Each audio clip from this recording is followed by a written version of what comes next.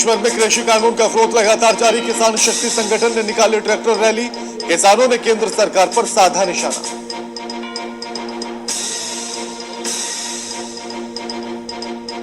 अनिश्चितकालीन हड़ताल पर चल रही आशंकाओं ने किया प्रदर्शन। राजकीय अस्पताल परिसर के सामने की नारेबाजी। जिला कलेक्टर को सौंपा ज्ञापन।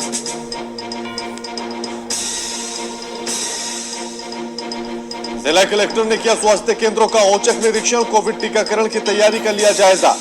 अधिकारियों को अस्पताल में साफ सफाई का दिया निर्देश। रोडवेज बस और ट्रैक्टर ट्रॉली की जोरदार भिड़ंत में 1 दर्जन से ज्यादा लोग घायल। पुलिस ने घायलों को अस्पताल में कराया भर्ती।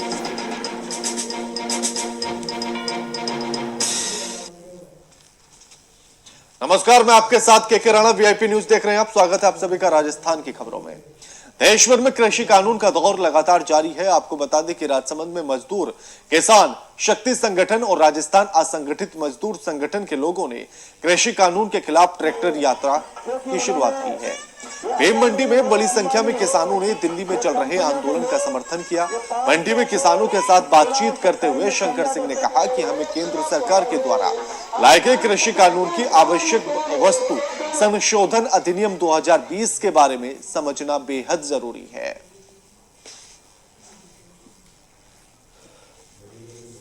इस खबर पर हमारे साथ हमारे संवाददाता हिमांशु फोन लाइन पर जुड़ गए। हिमांशु, कृषि कानून का विरोध लगातार जारी और ऐसे में तमाम संगठन आज सड़कों पर राजसमंद की ट्रैक्टर ट्रॉली रैली की भी शुरुआत कर दी गई है।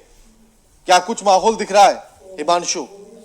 जी सर, जैसे कि दिल्ली में और दिल्ली के बॉर्डर के आसपास करीबन 1 से 1.5 महीने से वहां पर चल रहा है।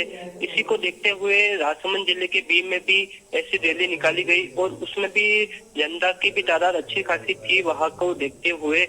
और उनकी मांग यही थी कि वो तीनों बिल वापस लिया जाए और बताया जा रहा था कि जो आंदोलन कर रहे हैं उनको वो पूरा समर्थन कर रहे हैं।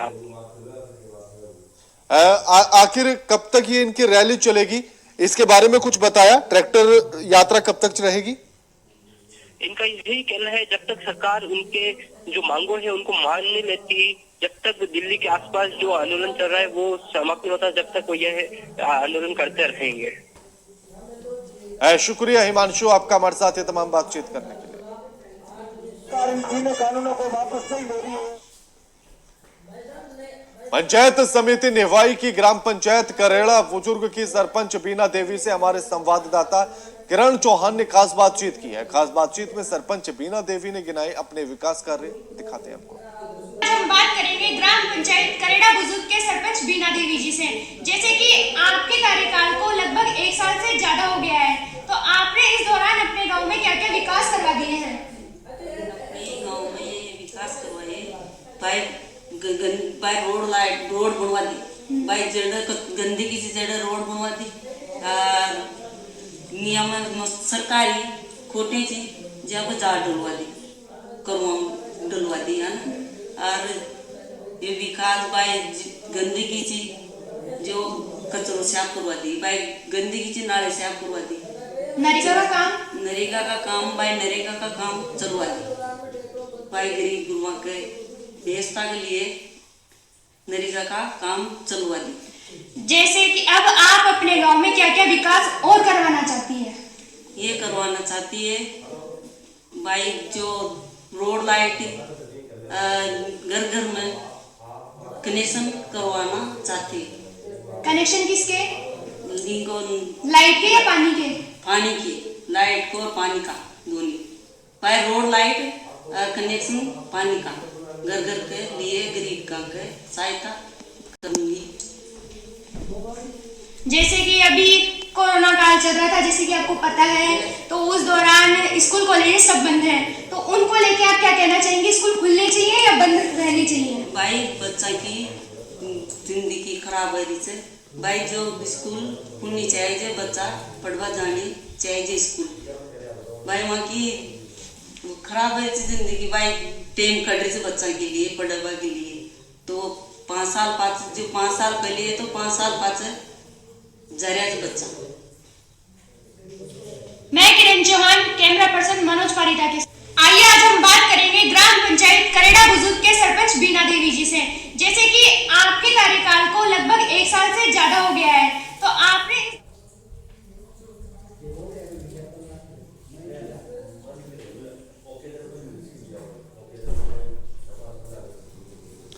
जयपुर जिले के सामोद थाना क्षेत्र में एक भीषण सड़क हादसा हो गया है। आपको बता दें कि रोडवेज बस और ट्रैक्टर ट्रॉली की जोरदार भिड़ंत हो गई। इस हादसे में करीब 1 दर्जन लोग घायल हो गए हैं। इस घटना की सूचना नजदीकी पुलिस को दी गई। मौके पर पहुंची पुलिस ने घायलों को नजदीकी अस्पताल में भर्ती कराया और आगे की कार्रवाई शुरू कर दी है।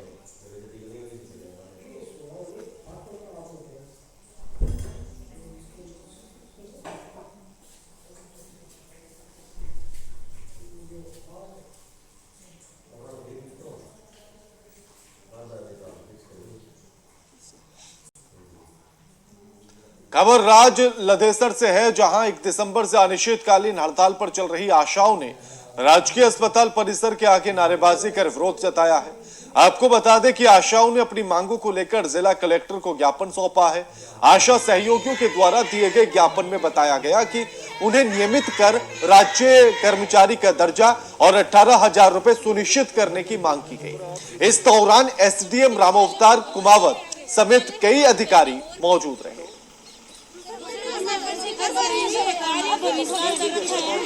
आशा सहयोगियों का मामला जो है राज्य सरकार के स्तर पर लंबित है। मैं तो इनसे ये अनुरोध करूंगा कि राज्य सरकार सहानुभूति पूरी उछाल कर रही है तो ये अपनी जो है ड्यूटी करें। कोविड में इन्होंने अच्छा काम किया है, आगे भी जब वैक्सीनेशन जो होगा तो उसमें भी आपके सहयोग की अपेक्षा रहेगी। तो आप अगर राज्य सरकार को सहयोग करेंगे, ड्यूटी पर आएंगे तो निश्चित रूप से राज्य सरकार पूरी सहानुभूति आपके साथ रखती है और कर भी रही है। ड्यूटी बताओ।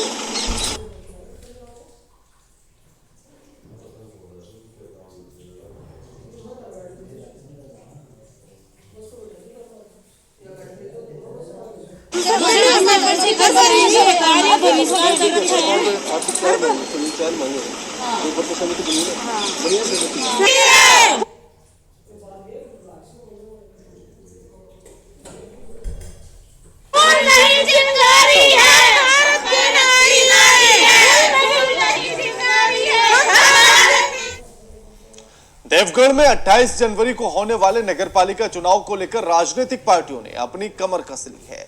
इसी को लेकर राष्ट्रीय कांग्रेस पार्टी से खास मुलाकात में विधायक सुदर्शन सिंह रावत और नगर कांग्रेस अध्यक्ष प्रकाश चंद्र नारायणिया ने बताया है कि आगामी नगरपालिका वोट कांग्रेस का बनेगा और लगभग 18 सीटें निकालने का दावा भी कर दिया है। विधायक ने तमाम विकास के मुद्दों को लेकर वोट मांगने का ऐलान किया है।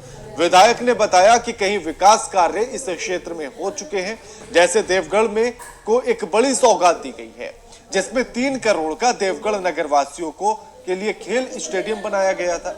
कहीं लंबे समय से अटके हुए गौरव पथ का निर्माण करवाया गया। तमाम विकास कार्य गिनाए हैं उन्होंने अपने। एक बार फिर से मैं हिमांशु आप सभी का स्वागत करता हूं। हम पहुंच चुके हैं देवगढ़ नगर पालिका चुनाव। जी हां, नगर पालिका चुनाव बहुत ही जल्द होने वाले हैं। यहाँ के घमासान को हम जानेंगे। आज हम कांग्रेस नगर अध्यक्ष से जानेंगे कि यहाँ कितनी सीटें इनके द्वारा निकाली जाएगी, यहाँ क्या बोर्ड बनेगा या नहीं बनेगा। इन तमाम सवालों के साथ हम आज इनसे मिलेंगे और इनसे जानेंगे इसके बारे में। सर, क्या लगता है इस बार नगर पालिका चुनाव में क्या रहेगा? नगर पालिका चुनाव 2021 जो होने जा रहे हैं उसमें कांग्रेस का वोट बनेगा, दावे के साथ कह सकता हूँ। जो अपने विकास कार्य कराए हैं इस बोर्ड ने, उसकी वजह से हम ये दावे के साथ कह सकते हैं हमारे जो एमएलए साहब कांग्रेस के आए हैं उन्होंने जो विकास की ओर ध्यान दिया है, युवाओं की ओर ध्यान दिया है, शिक्षा की ओर ध्यान दिया है, चिकित्सा की ओर ध्यान दिया है, चारों तरफ विकास के काम हो रहे हैं। तो मैं ये दावे के साथ कहता हूँ जो देवगढ़ का नगर का विकास हुआ है उसके माध्यम से मैं ये दावे के साथ कहता हूँ कि देवगढ़ में कांग्रेस का वोट बनेगा और अच्छी सीटों के साथ बनेगा, ये मेरे को आशा है। कितनी सीटें, 25 में से कितनी सीटें निकालने का 18 से 19 सीटें हम लेके आएंगे, ये मेरे को दावा है। क्योंकि हमारा जो विकास काम हुआ है, जो हमारे जो पूर्व बोर्ड ने जो काम कराया उसका हम उसके जो अवलोकन करें तो हम ये दावे के साथ कह सकते हैं कि हम अच्छे मतों से जीतेंगे और फिर एक बार कांग्रेस का वोट बनाएंगे। जैसा कि सर पिछले बार यहाँ तीसरा खेमा था, इसके कारण सीटें कम हुई थी दोनों पार्टी की, राष्ट्रीय पार्टी की सीटें कम हुई थी। तो इस बार वो खेमा भारतीय जनता पार्टी में मिल चुका है। तो क्या लगता है इसका आपकी पार्टी पर कुछ प्रभाव पड़ेगा या नहीं पड़ेगा? उससे हमारे पार्टी में कोई प्रभाव मिलेगा नहीं पड़ेगा। हमारे जो कांग्रेस के कार्यकर्ता हैं एकजुट होकर लड़ना चाहते हैं हम, उससे हमारे को किंचित मात्र भी कोई फर्क पड़ने वाला नहीं है। और हमें दावे के साथ कह सकते हैं कि हमारे के जो युवा मजदूर किसान जो आज देवगढ़ के हैं वो एक साथ है और कांग्रेस के साथ है और कांग्रेस का वोट बनाने के लिए कटिबद्ध है। सर, जैसे कि तीसरा खेमा पिछले बार 5 सीटें निकाली और विधानसभा चुनाव की बात की जाए उसमें भी लगभग 35,000 वोट हासिल किए। तो क्या लगता है इस बार नगर की जनता उनके झुकाव को देखते हुए भारतीय जनता पार्टी खेमे में वोट देगी? वो एक समय था, एक इस बदलाव का समय, ये इस बात का लोगों को गुमराह किया गया था कि देवगढ़वाद के नाम के ऊपर लोगों को गुमराह किया था और देवगढ़वाद के भाई देवगढ़ का एमएलए बनाओ, इसलिए लोग गुमराह हुए थे और पैसों के बलबूते पर लोगों को वोट खरीदे गए थे। आज की ओर ध्यान दिया है, पहली बार ऐसा एमएलए आया हमारे यहाँ पर जिसने स्कूलों में जाकर बच्चों से संवाद किया, आपको क्या दिक्कत है, आपको क्या कमी है, सीधी बात करो, आप क्या बनना चाहते हो। ऐसा एमएलए आज तक इतिहास में नहीं आया। इसलिए मैं दावे के साथ कह सकता हूँ कि जो आज हमारा कार्यक्रम चल रहा है, चिकित्सा के क्षेत्र में जावे हम, चिकित्सा के क्षेत्र में आज हमारे यहाँ पर कभी भी 15 डॉक्टर 10 डॉक्टर्स नहीं आते थे। आज यहाँ पर हर काम चिकित्सा क्षेत्र में गायनोकोलॉजिस्ट है, सर्जन है, मेडिसिन का डॉक्टर है। इसलिए हम ये दावे के साथ कह सकते हैं कि देवगढ़ की ओर जो ध्यान दिया जा रहा है, भीम की ओर जो ध्यान दिया जा रहा है, इसलिए देवगढ़ में कांग्रेस का वोट बने। सर, जैसा कि यहाँ के विकास को कार्य को लेकर कहीं विवादों में फंसा रहा और कहीं कोर्ट में भी यहाँ के स्टे लगे गए, तो इनका भी क्या प्रभाव पड़ सकता है क्या? ऐसा है कि हर काम आप जब करने जाते हैं तो बहुत लोग लंगी डालने वाले होते हैं, उससे हमारे को कोई फर्क नहीं पड़ता है। हो सकता है कोई काम 19-20 हो सकता है, हमसे कोई डिसीजन गलत लिया जा सकता है, तो ठीक है, जनता उसका फैसला करेगी। आ रहा है चुनाव, उसमें इसका फैसला हो जाएगा। और हमें तो विश्वास है कि हमने जो काम किए अच्छे किए, जनता के विकास के लिए किए, जनता के हित के लिए किए, जनता का काम जनता के लिए किया। फिर भी अगर कोई दिक्कत आवे तो हम कांग्रेस के जो लोग कार्यकर्ता है कटिबद्ध है कि उनकी कोई भी कमी रही है हम इस वोट में पूरा करें। ये थे हमारे 5 नगर अध्यक्ष, कांग्रेस नगर अध्यक्ष, जिनसे हमने जाना यहाँ के तमाम मुद्दों पर, जो विकास के मुद्दों को लेकर ये आगामी चुनाव के साथ मैदान में खड़े हुए। तो देखते हैं चुनाव में क्या रहता है, यहाँ का रुझान। जुड़े रहे इसी के साथ, धन्यवाद। नमस्कार, हम पहुंच चुके हैं देवगढ़। जी हाँ, यहाँ आगामी चुनाव नगर पालिका के होने वाले हैं।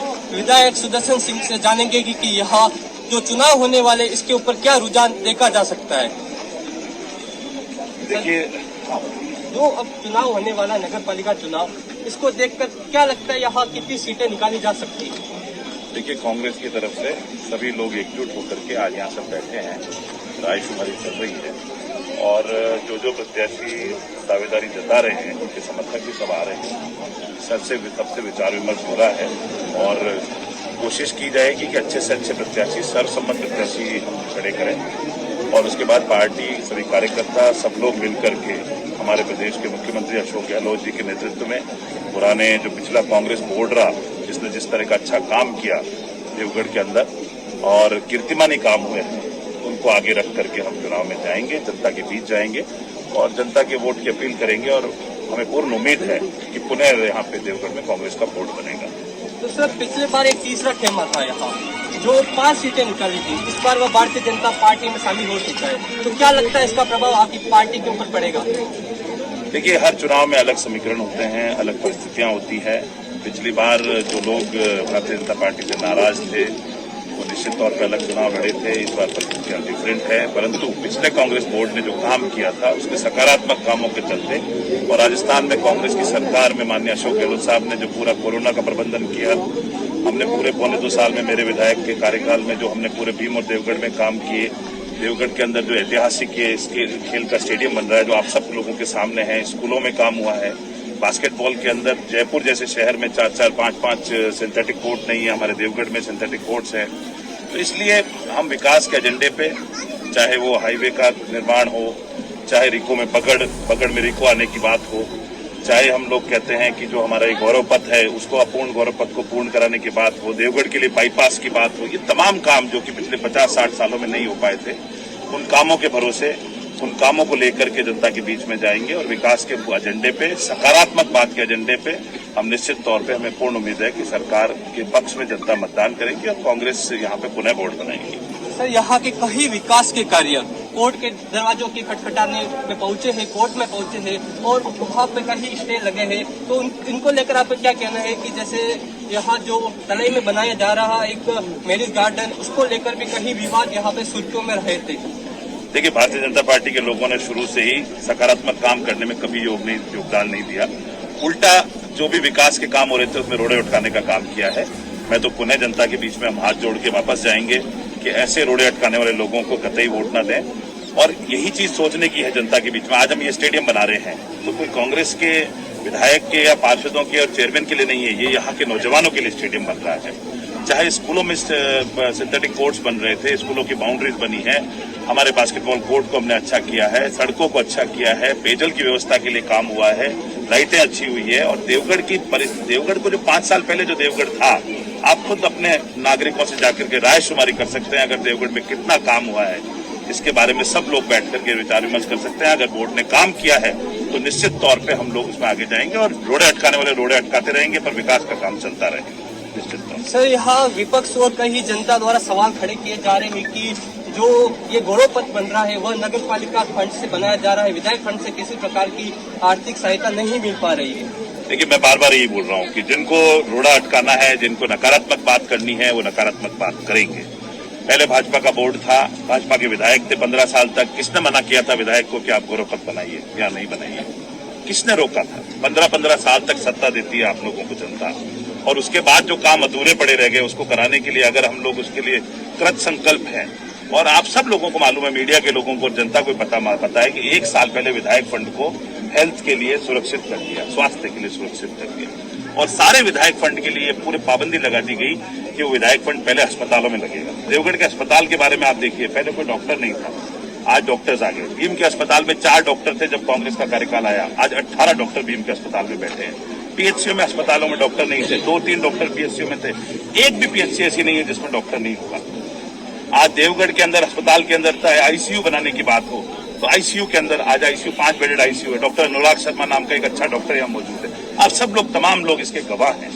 जो लोग रोड़ा अटकाने की बात करते हैं, और एमएलए फंड में 1 करोड़ 2 करोड़ रुपए मिलता है, एमएलए फंड को 2.25 करोड़ रुपया, उसमें से 1 करोड़ रुपया कोरोना में खर्च किया। भारतीय जनता पार्टी के लोगों ने यह नहीं कहा कि 1 करोड़ रुपए, जब उस टाइम हमारी जनता गांव में परेशान हो रही थी, उनको 1 करोड़ रुपए का फंड दिया तो विधायक ने अच्छा काम किया। उसके बाद सरकार ने, उन लोगों को जानकारी होनी चाहिए कि सरकार ने बाकी का बचा हुआ फंड हेल्थ के लिए सुरक्षित रखा, चिकित्सा के। जब तक इस बीमारी से हम पूरी तरह निजात नहीं पा सकते हैं, जब तक वैक्सीन पूरा नहीं लग जाता है, टीका नहीं लग जाता है, आम आदमी सुरक्षित नहीं हो जाता है, तब तक उस फंड को रोका गया है। इसलिए एक दूसरे के ऊपर आरोप लगाने की बजाय कोशिश ये की जाए कि हम जनता का भला, शहर का भला कितने अच्छे तरीके से कर सकते हैं। पहले उनके पास बोर्ड भी था, पहले उनके पास विधायक भी थे, पहले उनके पास मंत्री भी थे, उनके पास मुख्यमंत्री भी थे, सांसद भी थे। कहाँ गई ये सड़कें? बनी क्या?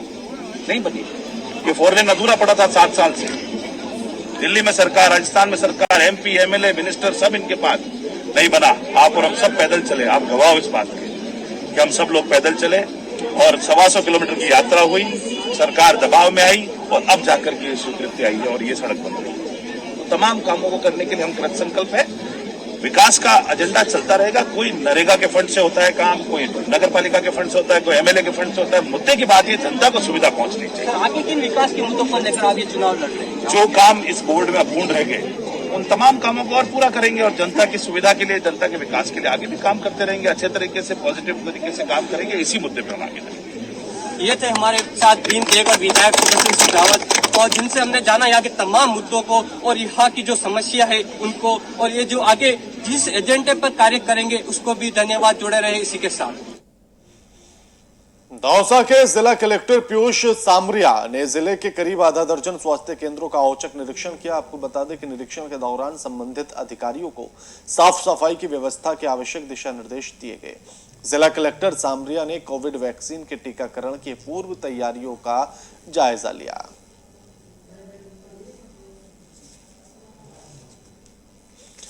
इस खबर पर हमारे साथ हमारे संवाददाता राजकुमार चतुर्वेदी फोन लाइन पर जुड़ गए हैं। राजकुमार, जिला कलेक्टर साहब जो है वो औचक निरीक्षण पर निकले, किस तरह की व्यवस्थाएं देखने के लिए मिली?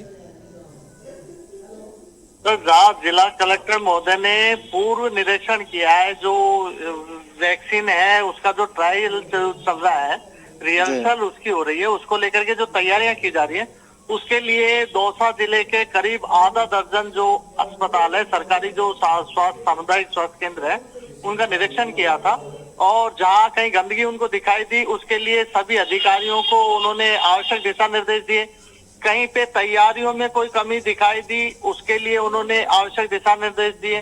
वहीं जो जिला कलेक्टर महोदय सामरिया जी, उन्होंने सामुदायिक स्वास्थ्य केंद्र महुआ, बड़ा गांव खेड़ला, प्राथमिक स्वास्थ्य केंद्र खोर्रा मुल्ला एवं खेड़ला बुजुर्ग का निरीक्षण किया और कोविड वैक्सीन के टीकाकरण की पूर्व तैयारियों का जायजा लिया और संतुष्टि जताई। आगे की जो प्रक्रिया है, जिस तरीके से टीकाकरण यहाँ होना है, उनकी तैयारियों को लेकर के संबंधित जितने भी अधिकारी हैं, उनको सभी को दिशा निर्देश दिए। आखिर क्या वो संतुष्ट नजर आए व्यवस्थाओं को देखकर? आम जो तैयारियां जो की गई है प्रशासन के द्वारा, जो मेडिकल विभाग है इसके द्वारा जो टीकाकरण के लिए जो तैयारियां की गई है, उसमें संतुष्टि यहाँ जताई जिला कलेक्टर ने। और कहीं पे जो कुछ उनको ऐसा लगा कि भाई यहाँ किसी चीज की कमी है, तो उसके लिए उन्होंने साथ ही साथ जो संबंधित अधिकारी थे उन्हें दिशा निर्देश यहाँ दिए और लगभग हर जगह उन्हें संतुष्टि यहाँ देखने को मिली निरीक्षण के दौरान। जी, शुक्रिया आपका हमारे साथ ये तमाम बातचीत करने के लिए राजकुमार।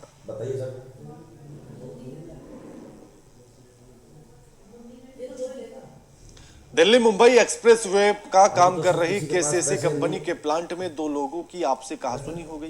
कहासुनी इतनी बढ़ गई कि वो कहासुनी मारपीट में तब्दील हो गई। इस घटना की सूचना पुलिस को दी गई।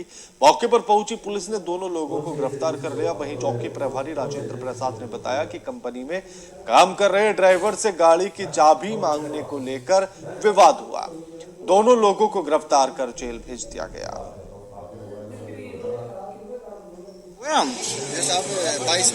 में 10 बजे करीब सूचना मिलती है भाई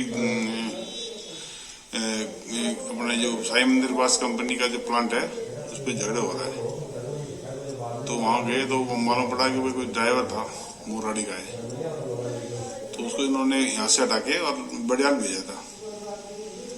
वो बड़ियाल गए नहीं और उससे जब चाय मांगी तो अंदर कोई दुकानदार वो और जो ड्राइवर और वो आपस में उनसे मारपीट करने लगे।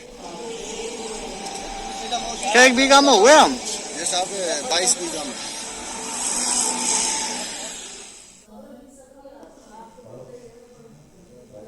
शाहबाद देवरी में लूट करने गए बदमाशों ने शराब के ठेके के ताले तोड़ दिए। इस घटना की सूचना स्थानीय लोगों ने पुलिस को दी है। मौके पर पहुंची पुलिस ने बदमाशों को चारों तरफ से घेर लिया है और इसी दौरान पुलिस और बदमाशों की मुठभेड़ हो गई। इस मुठभेड़ में पुलिस का एक जवान घायल हो गया है। बदमाश अंधेरे का फायदा उठाकर मौके से फरार हो गए। घायल जवान को नजदीकी अस्पताल में भर्ती करा दिया गया है। वहीं पुलिस का कहना है कि बदमाश अब से पहले भी कई वारदातों को अंजाम दे चुके हैं।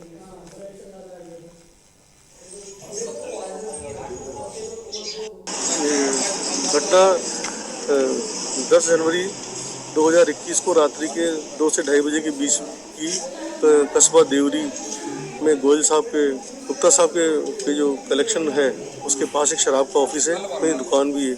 वहाँ की घटना है। रात्रि में करीब 8-10 के करीबन बदमाशों ने शराब के का जो गोदाम है और वो दुकान है उसमें ताले तोड़कर व काट कर कुंदों को शराब चोरी करने की घटना की। लेकिन स्थानीय पुलिस व स्थानीय लोगों को पता लगने से वो वहाँ से भागने में सफल हो गए। तीनों प्रवृत्तियां मतलब तेज दरवाली की चीज तीनों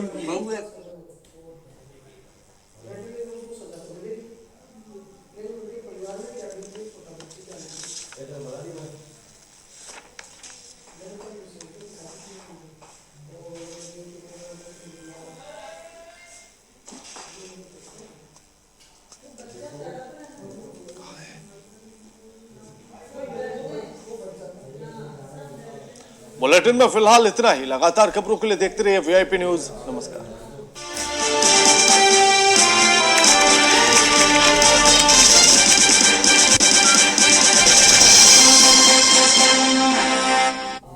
पटना का पहला private medical college Netaji Subhash medical college and hospital MCI द्वारा मान्यता प्राप्त MBBS 100 सीटों के लिए मल्टी स्पेशलिटी 350 बेडेड हॉस्पिटल, अनुभवी doctors, 24 hours emergency services. Netaji Subhash medical college and hospital, Amhara, Bihta, Patna.